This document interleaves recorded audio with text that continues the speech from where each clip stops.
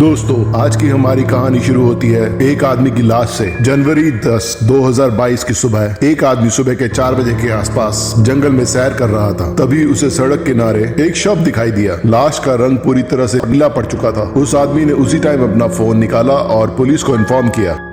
Hello police station, देखिए मैं Rajghat bridge के पास से बोल रहा हूँ। यहाँ पर जंगल में किसी व्यक्ति की लाश पड़ी हुई है। मैं सुबह सुबह वॉक के लिए आया था और मैंने इस व्यक्ति को यहाँ पर मरा हुआ पाया। थोड़ी ही देर में पुलिस वहाँ पर आ गई। ये जो इंफॉर्मेशन आई है, जिस व्यक्ति ने हमें फोन किया था, क्या तुमने उस व्यक्ति के बारे में इन्वेस्टिगेशन करी है? तुम एक काम करो, हॉस्पिटल वालों को फोन कर दो।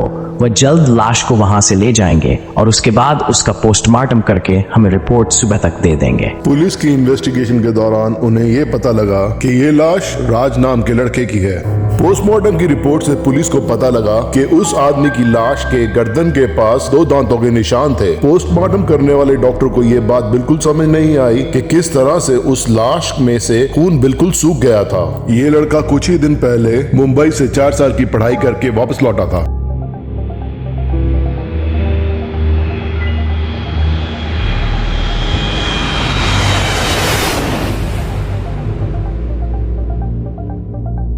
राज शहर के एक अमीर कारोबारी का बेटा था।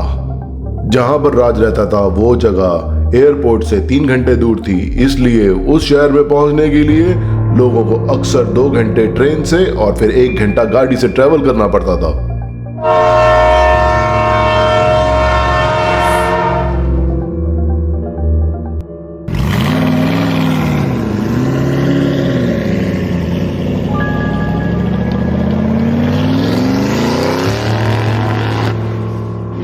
राज को 4 साल बाद सही सलामत देखकर राज के पेरेंट्स बहुत खुश थे और राज भी अपने पेरेंट्स को मिलकर बहुत खुश था। दरअसल किन्हीं वजहों से राज एक बार भी अपने पेरेंट्स से मिलने 4 साल में नहीं आया था। वो अपने माँ बाप का इकलौता लड़का था। कुछ दिन पहले की बात है। राज अपने लैपटॉप पर बैठा हुआ था। वह इधर उधर वेबसाइट्स के ऊपर सर्फिंग कर रहा था। राज क्योंकि अपने शहर में काफी साल बाद आया था, उसने अभी एक नई डेटिंग वेबसाइट के ऊपर अपना प्रोफाइल बनाया था। तकरीबन 1 हफ्ते के बाद राज को एक लड़की का मैसेज आता है। राज भी उस लड़की के बारे में क्यूरियस हो गया था। उसने अपनी डेटिंग वेबसाइट के ऊपर जाकर अपना प्रोफाइल चेक किया तो वहां पर मैसेज एक बहुत सुंदर लड़की का था। आज मेरा नाम कनिका है और मैं तुमसे दोस्ती करना चाहती हूँ। मैंने तुम्हारा प्रोफाइल देखा है। तुम मुंबई से स्टडी पूरी करके आए हो, लेकिन मैं तुमसे बाहर मिल नहीं पाऊंगी। हमारा शहर छोटा सा है और यहाँ खबर आग की तरह फैलती है। राज ने सोचा कि कोई उसकी टांग खींच रहा है। राज को यह भी पता था कि अक्सर लड़कियां अपनी प्रोफाइल पिक चेंज करके ही लगाती हैं, लेकिन फिर भी राज उस लड़की से बात करता रहा। कुछ हफ्तों की दोस्ती प्यार में कैसे बदल गई ये राज को पता ही नहीं लगा। अब राज और कनिका हर रोज 4 से 6 घंटे फोन पे बात किया करते थे। राज को ये तो पता लग गया था कि कनिका कहाँ पर काम करती है, लेकिन उसे अभी भी इस बात का नहीं पता था कि वो रहती कहाँ पर है। एक दिन राज ने कनिका से कहा कि वो उससे मिलना चाहता है। कनिका ने कहा कि वो एक छोटे शहर में रहते हैं, इसलिए वो बाहर उससे नहीं मिल सकती, लेकिन राज कॉन्टिन्यूसली उससे मिलने की जिद करता रहा, जिस पर कनिका हमेशा उसे मना ही कर रही थी। कनिका, मैं तुमसे मिलना चाहता हूँ। अब ये फोन पर बातें और नहीं कर सकता। मैं तुमसे प्यार करता हूँ। मैं तुमसे शादी करने को तैयार हूँ, मगर मुझे तो ये भी नहीं पता कि तुम रहती कहाँ हो। मैं तुम्हारे पेरेंट्स से भी मिलने को तैयार हूँ। जब भी मैं तुमसे मिलने की बात करता हूं तुम मुझे रोक देती हो। तुमने तो मुझे कभी यह भी नहीं बताया कि तुम्हारी फैमिली में कौन कौन है। तुम अक्सर इन बातों को टाल जाती हो। अब तो मैं तुमसे तभी बात करूंगा जब तुम मेरे से मिलने को तैयार होगी। मैं भी तुमसे मिलना चाहती हूँ, लेकिन मेरी भी कुछ मजबूरियां हैं। तुम्हें कुछ देर और इंतजार करना होगा।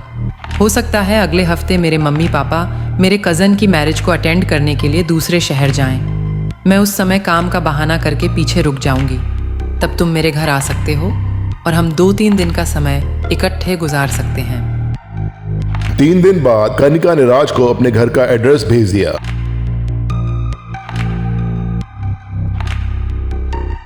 कनिका का घर राज के घर से तकरीबन 2 घंटे की दूरी पे था। राज शहर के बाहर वाले इस रास्ते पे पहली बार आ रहा था। उसे इतना सन्नाटा देखकर डर भी लग रहा था और उसके मन में कुछ डाउट्स भी पैदा हो रहे थे।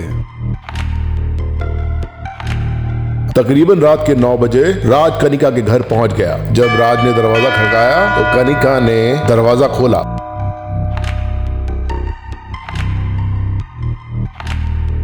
कनिका को देखकर राज बहुत खुश हो गया था। कनिका वैसे ही सुंदर लग रही थी जैसी कि वो तस्वीर में दिखती थी। कनिका अब राज का हाथ पकड़कर उसको घर के अंदर ले आई। वो काफी देर तक एक दूसरे को हग करके खड़े रहे। वो लोग काफी देर तक एक दूसरे से बातें करते रहे और बातें करते करते कब उन दोनों की आंख लग गई उन्हें ये पता ही नहीं लगा। लेकिन रात के 2 बजे के आसपास अचानक कनिका की आंख खुली और इसके 20 मिनट बाद अचानक राज की भी आंख खुल गई। उसने हाथों के जरिए कनिका को छूने की कोशिश करी लेकिन कनिका तो बेड पर थी ही नहीं। इसके बाद राज डर के अचानक उठ गया।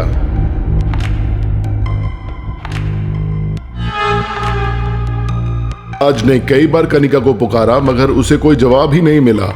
अब राज कुछ सोच में पड़ गया था और उसने कमरे में उठकर इधर उधर देखा। उसे कनिका कहीं नजर नहीं आई लेकिन थोड़ी ही देर में उसे रियलाइज हुआ कि दूसरे कमरे में से कुछ खुसफुसाहट की आवाज आ रही है। दूसरा कमरा जो कि राज के कमरे के साथ कनेक्टेड था मगर उसके बीच में एक दरवाजा था। राज ने दरवाजे के पास कान लगाकर उस खुसफुसाहट को सुनने की कोशिश की। अब राज को वो खुसफुसाहट क्लियरली सुनाई दे रही थी। वो खुसफुसाहट नहीं बल्कि मंत्रों का उच्चारण था। अब राज ने दरवाजा थोड़ा सा खोला और अंदर कमरे के झांक कर देखा। सामने उसे कनिका काले कपड़ों में नजर आई। कनिका के सामने आग जल रही थी और वो मंत्र पढ़ते पढ़ते आग में किसी चीज को डाल रही थी। ये देखकर राज बहुत डर गया। राज कनिका को छुप के देख रहा था लेकिन अचानक राज को ऐसा लगा कि जैसे कनिका भी उसी की तरफ देख रही है। अब कनिका ने मंत्रों का उच्चारण बहुत जोर जोर से शुरू कर दिया और वो लगातार राज की तरफ ही देखी जा रही थी।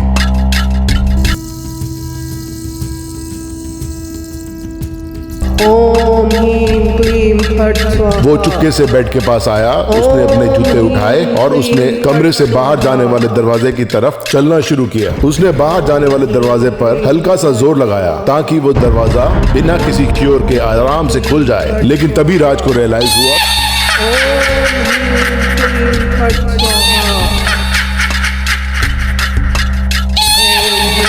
अचानक उसके सामने एक औरत खड़ी हो गई और उस औरत के शरीर के ऊपर मांस ही नहीं था। वो तो एक चलता फिरता कंकाल था। उस डायन रूपी कंकाल ने राज का रास्ता रोक दिया और उसने उसके सामने आकर बोलना शुरू किया। मुझे भूख लगी है और मुझे खाना चाहिए। तुम मुझे बहुत ज्यादा हो गए। मुझे कुछ नहीं छोड़ूंगी।